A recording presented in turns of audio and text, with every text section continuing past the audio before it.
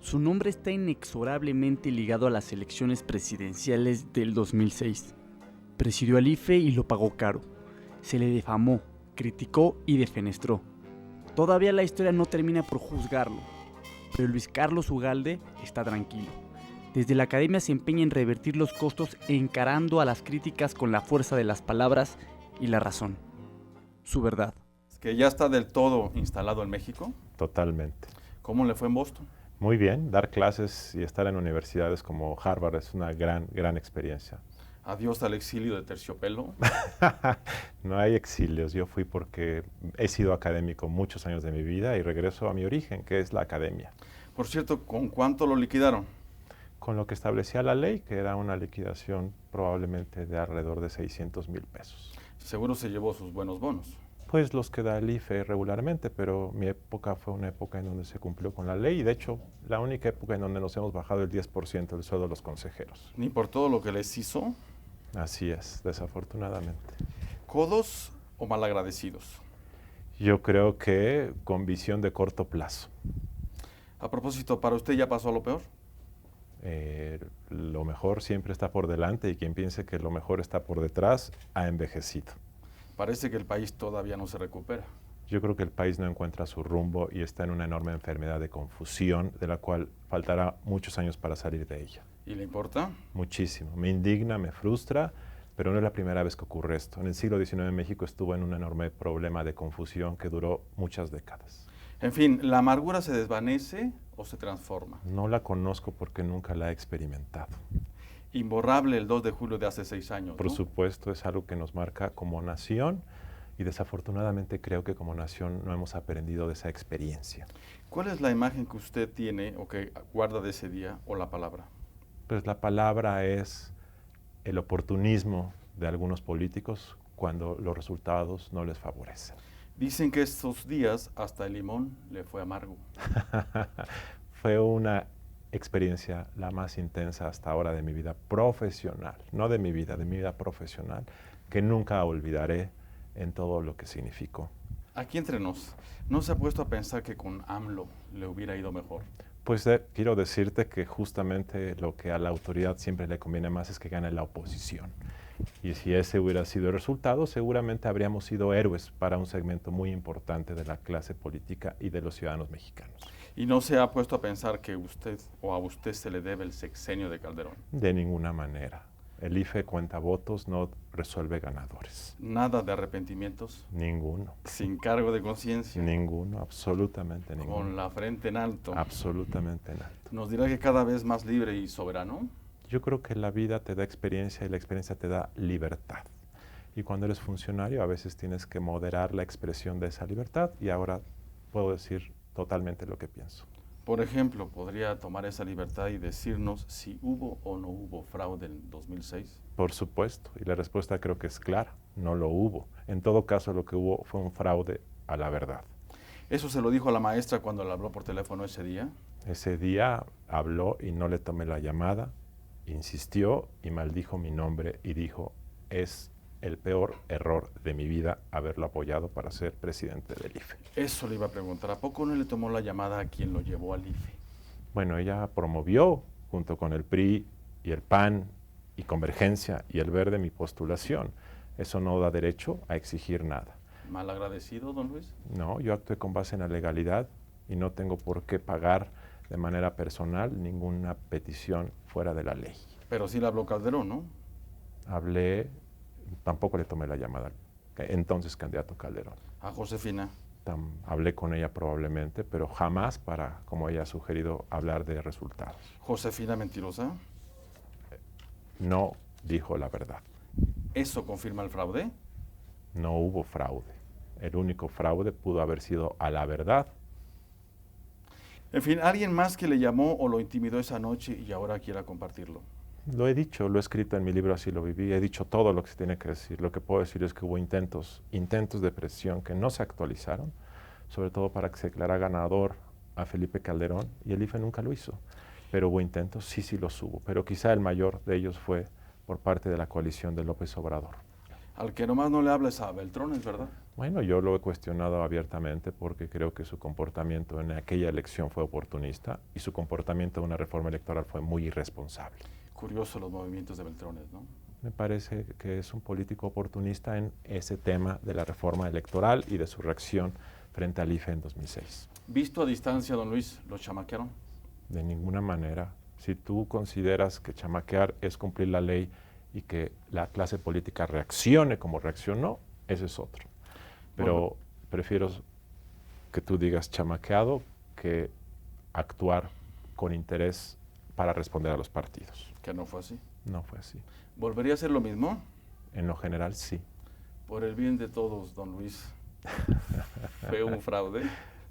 Hasta hoy, después de 6 años, no he visto en YouTube ni en Facebook una foto, una grabación o una insinuación de más de 520,000 mexicanos que contaron los votos que diga, fíjense que me habló Luis Carlos o fíjense que me pidieron eso. ¿No te parece raro que no haya ninguna sola evidencia? Solo hay una de un ciudadano que demandó a López Obrador por difamación. ¿Usted es tan inocente o culpable como Florence? Yo no soy ni inocente ni culpable. Yo soy alguien que cumplió una ley incompleta, a veces mal pensada, pero una ley que hay que cumplir. Y el pago para todos fue la contrarreforma del 2007 que nos impusieron. La contrarreforma es un mal diagnóstico y es un cálculo de corto plazo de muchos que por ingenuidad o por perversión quisieron componer la realidad y creo que la empeoraron. La partidocracia ordenando y ordeñando al IFE. Así es. ¿No seguirán con los árbitros? Pues hay un intento de cooptación que no es nuevo. Yo lo viví, yo lo padecí, yo lo platico en mi libro, así lo viví. Y esto yo creo que lo único es que se ha agudizado y va a continuar por mucho tiempo. ¿Sigue maniatado el IFE al PRI? Yo creo que el IFE es víctima de una mala ley y yo creo que el IFE y otras agencias regulatorias siempre sufren el acoso de los partidos. ¿Hoy cree que el IFE pueda ser tan manejado como cuando lo fue con usted? El IFE no fue manejado, tanto que hubo presiones que nunca se materializaron. ¿Y es preferible el exceso de prensa o de libertad de prensa que la censura? Por supuesto, siempre, con los riesgos que eso significa. ¿Sabe lo que están diciendo afuera? Que el IFE de Valdés se parece al IFE de usted. Yo no sé, pero el IFE es una institución más allá de sus consejeros. Y el IFE es más grande que sus consejeros. ¿Y si lo fuera, eso es para preocuparnos? No sé, conozco poco a Leonardo Valdés, pero creo que merece nuestro apoyo. ¿Podría haber otro fraude? Nunca lo ha habido. ¿A poco ya entendieron? A la verdad sí puede haberlo. Y seguramente lo va a haber otra vez. ¿A poco ya entendieron que no podrán gobernar sin la sociedad? Los gobernantes han gobernado sin la sociedad por muchas décadas. ¿Valdés ya habrá enmendado los errores que usted cometió? El IFE cumple una ley y la ley se ha cumplido en lo general y en mi gestión se cumplió con esa ley. Ya avisó por lo pronto que dará resultados a las 11 en punto. Igual que en 2006.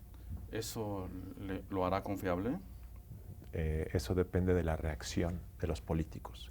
Pensar que los candidatos van a aceptar el resultado porque el IFE lo comunique de una forma o de otra es una ingenuidad. ¿Se cambió al menos ahora la discrecionalidad del gasto de los partidos? Yo creo que la discrecionalidad es mayor que antes y yo creo que hoy los partidos gastan más que antes a pesar de que el IFE les da un cheque de menor cuantía. El IFE, un peligro para México. El IFE ha ayudado a México en su tránsito a la democracia, pero la democracia electoral es solamente el primer eslabón. Bueno, ahora ¿a quién le convendría un IFE debilitado? Yo creo que a los candidatos que transan el apoyo no al resultado. Y tú lo estás viendo, los partidos van atacando no al IFE de acuerdo a su conveniencia de corto plazo. Con usted se favoreció al PAN, ¿no? Bueno, pues dijeron que favorecíamos al PAN, el PAN decía que favorecíamos al PRD, cuando yo fui elegido me dijeron que venía para favorecer al PRI. Entonces eso se dice de acuerdo a los números de las encuestas. No tenga miedo, don Luis. ¿Viene una relación de Estado como ya lo advirtió Caldwell? Yo creo que eso ha sido una acusación constante que se ha hecho en los últimos 20 años. ¿Viene o no? Habrá que verlo, pero habrá que estar muy alerta. ¿Litigios postelectorales? Muchos, y antes de la elección más. ¿Ve a cualquiera de los candidatos aceptando que perdieron? No, desafortunadamente no. ¿A ninguno? Depende del orden, pero en general lo que he visto en los últimos 5 años es que todos los que pierden no aceptan el resultado. Así es que no habrá que esperar algo diferente de lo que hemos visto en los últimos años. Y menos con Peña que con todo lo que ha invertido, ¿no? Pues yo creo que todos generan una expectativa, pero no tienen un comportamiento democrático que es aceptar la derrota. Y eso es la democracia, aceptar la derrota. Por un voto. Por un voto o por 1 millón de votos. O por 233,000 votos. Por cierto, en sus tiempos ya se veía la credencialización masiva, No. los domicilios fantasmas. Había credenciales falsificadas, pero no era un problema mayor. ¿Por qué no lo denunció? Se denunció muchas veces, pero la responsable es la Fiscalía de Delitos Electorales, la FEPADE. ¿El clientelismo electoral aún persiste? Yo creo que ha aumentado mucho en México en los últimos años.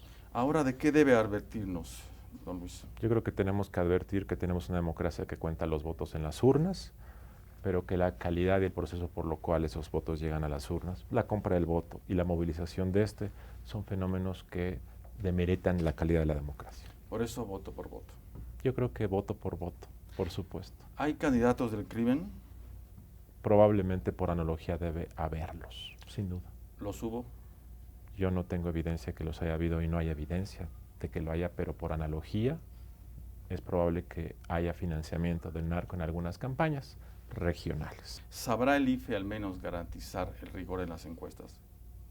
No es su papel, sino solamente difundir la metodología de las encuestas. Bueno, y a todo esto, ¿usted por quién va a votar? Lo estoy pensando, pero seguramente votaré por diversos partidos, depende el cargo, como siempre lo he hecho, incluido 2006. ¿Al priista por afición? Si fuera la mejor opción, lo haría como con cualquiera otro de los candidatos. ¿A la panista por protección? No, de ninguna manera. ¿Al perredista por contrición? De ninguna manera. Votaría por quien puede ser el mejor para México. Y en eso estoy. ¿Al panal por gratitud? No hay ninguna gratitud en ese sentido. Y si mejor, como diría Sicilia, se anula el voto. Se anula el voto, me parecería una decisión romántica, pero ineficaz. ¿Se podrá construir algún día una democracia con demócratas? Falta mucho tiempo y este es el tema central. La sociedad mexicana requiere cambiar también, no solo los políticos. Y usted morirá de pie, Por supuesto. con la frente en alto. Y leyendo seguramente un libro. Sonría, don Ugalde. Vamos a ganar, Por supuesto que sí. diríamoslo. Diría su antecesor, Cuauhtémoc Cárdenas, y también AMLO, por supuesto. Muchísimas gracias. Gracias a ti.